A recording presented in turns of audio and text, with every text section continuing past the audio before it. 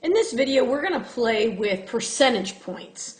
We've been dealing with absolute and relative change and talking about the differences over time or between places.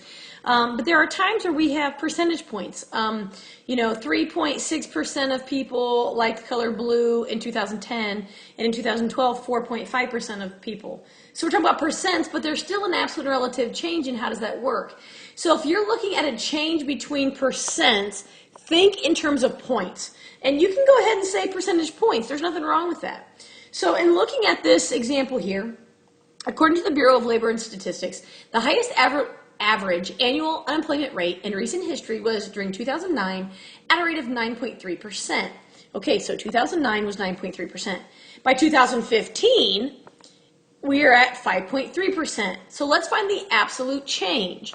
Now, absolute change is new minus old. So that's, I don't know what that was. So the new value would be 2015 and the old is 2009. So in 2015, we were at 5.3%, and in 2009, we are at 9.3%. So we are at -4. So there was a decrease of 4 percentage points in the unemployment rate. It's not a 4% change, it's a percentage point change, right? So percentage points. So from 2009 to 2015, there was a decrease of 4 percentage points in the unemployment rate. Now in relative change, remember we do new minus old divided by old, so I'm taking my 5.3 minus 9.3 over 9.3. So -4 over 9.3 is approximately 43%, -43%.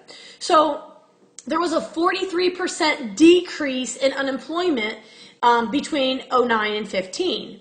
So you can see how the wording is even different. With relative change, we're still talking about percent, right? The difference. But absolute change, you're talking about percentage points because we're at like numbers, numerics. All right, let's do some examples. The CDC tracks the percent of children receiving flu vaccinations. They collect data early in the flu season and at the end of the flu season, so beginning and end. At the beginning of the season of 14-15, 42% had been vaccinated. By the end of the season, 59.3% had been vaccinated. Calculate the absolute change. Now, when we talk about new minus old, new is, it's most recent. Most recent is the end of the season, and old would be the beginning of the season. So, the end of the season was 59.3, beginning of the season was 42.0.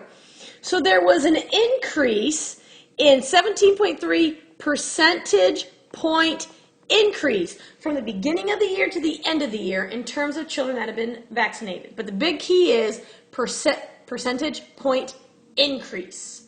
Okay. Now when we get to the relative change, we had our 59.3 minus 42.0 divided by 42.0, and that comes out to be approximately 41.2% increase. So while there was just a 17.3 percentage point increase over that time span, that was an overall increase of 41.2% increase in the children being vaccinated. So hopefully you're noticing the way I'm talking about it and how it's different, how absolute change is always percentage points, while relative change is actually percent. Number 2, according to the CDC, in 2014, teen pregnancy rates were at the lowest ever, 2.42%. In 2013, teen pregnancy rates were 2.66%. Find and interpret the relative change. Okay, relative change is new minus old divided by old. So we're going from 2013, so that's old, to 2014, so that's new.